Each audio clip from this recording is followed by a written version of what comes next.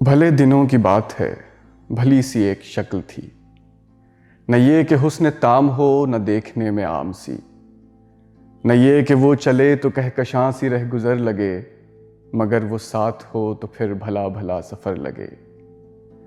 کوئی بھی رت ہو اس کی چھب فضا کا رنگ روپ تھی، وہ گرمیوں کی چھاؤں تھی، وہ سردیوں کی دھوپ تھی۔ نہ مدتوں جدا رہے نہ ساتھ صبح و شام ہو، نہ رشتہ وفا پہ ضد نہ یہ کہ اذن عام ہو، نہ ایسی خوش لباسیاں کہ سادگی گلا کرے، نہ اتنی بے تکلفی کہ آئینہ حیا کرے، نہ اختلاط میں وہ رم کہ بد مزاح و خواہشیں، نہ اس قدر سپردگی کہ زج کریں نوازشیں، نہ عاشقی جنون کی کہ زندگی عذاب ہو، نہ اس قدر کٹھور پن کہ دوستی خراب ہو۔ کبھی تو بات بھی خفی، کبھی سکوت بھی سخن، کبھی تو کشت زعفراں، کبھی اداسیوں کا بن۔ سنا ہے ایک عمر ہے معاملات دل کی بھی، وصال جاں فزاں تو کیا فراق جاں گسل کی بھی۔ سو ایک روز کیا ہوا وفا پہ بحث چھڑ گئی، میں عشق کو امر کہوں وہ میری ضد سے چڑ گئی۔ میں عشق کا اسیر تھا وہ عشق کو قفس کہے، کہ عمر بھر کے ساتھ کو وہ بدتر از ہوس کہے۔ شجر حجر نہیں کہ ہم ہمیشہ پابگل رہیں، نہ ڈھور ہیں کہ رسیاں گلے میں مستقل رہیں۔ محبتوں کی وسعتیں ہمارے دست و پا میں ہیں، بس ایک در سے نسبتیں سگانے با وفا میں ہیں۔ میں کوئی پینٹنگ نہیں کہ ایک فریم میں رہوں، وہی جو من کا میت ہو اسی کے پریم میں رہوں۔ تمہاری سوچ جو بھی ہو میں اس مزاج کی نہیں، مجھے وفا سے بیر ہے یہ بات آج کی نہیں۔ نہ اس کو مجھ پہ مان تھا نہ مجھ کو اس پہ زام ہی، جب عہد ہی کوئی نہ ہو تو کیا غم شکستگی۔ سو اپنا اپنا راستہ ہنسی خوشی بدل دیا، وہ اپنی راہ چل پڑی میں اپنی راہ چل دیا۔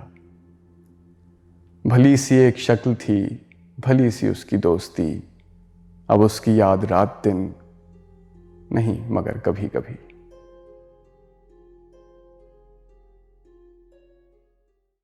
آداب ناظرین، یہ کہنا غلط نہیں ہوگا کہ اردو ادب کی اجتماعات میں جو شہرت احمد فراز کو نصیب ہوئی وہ کسی دوسرے شاعر کے حصے میں نہیں آئی۔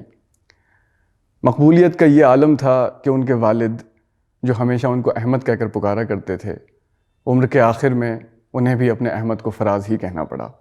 فراز صاحب کے والد یہ کبھی نہیں چاہتے تھے کہ فراز شاعر بنے، جبکہ وہ خود ایک فارسی کے شاعر تھے۔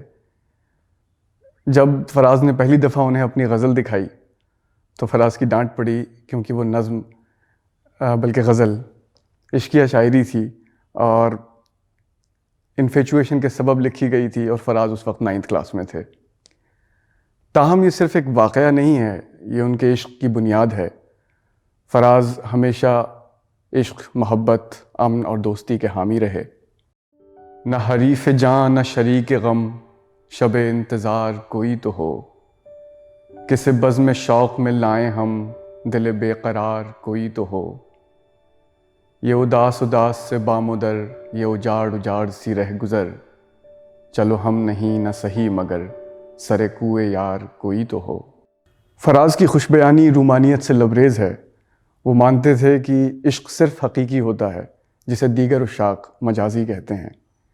حالانکہ ان کی شاعری میں ایسے خیال نظر آتے ہیں جو اس کے برخلاف ہیں اور ہجر و فراق کے روایتی مضامین کی شکل میں ابھرتے ہیں۔ مثال دست زلیخا تپاک چاہتا ہے، یہ دل بھی دامن یوسف ہے چاک چاہتا ہے۔ ادھر ادھر سے کئی آ رہی ہیں آوازیں، اور اس کا دھیان بہت انہماک چاہتا ہے۔ ذرا سی گرد ہوس دل پہ لازمی ہے فراز، وہ عشق کیا ہے جو دامن کو پاک چاہتا ہے۔ عشق کے علاوہ ان کی شاعری کا دوسرا نمایاں پہلو احتجاج ہے۔ ان کے عزیز بتاتے ہیں کہ فراز بہت بے باک تھے اور ناانصافی کے خلاف ہمیشہ آواز بلند کرتے تھے۔ رومانیت اور احتجاج کا یہ سنگم بے ساختہ فیض احمد فیض کی یاد دلاتا ہے، جنہوں نے سید احمد شاہ کو فراز تخلص کرنے کا مشورہ دیا۔ اپنی مشہور زمانہ نظم محاصرہ میں فراز کہتے ہیں، میرا قلم تو امانت ہے میرے لوگوں کی، میرا قلم تو عدالت میرے ضمیر کی ہے، اسی لیے تو جو لکھا تپا کے جاں سے لکھا، جبھی تو لوچ کما کا زبان تیر کی ہے۔ میں کٹ گروں یا سلامت رہوں یقین ہے مجھے کہ یہ حصار ستم کوئی تو گرائے گا، تمام عمر کی ایذا نصیبیوں کی قسم، میرے قلم کا سفر رائے گا نہ جائے گا۔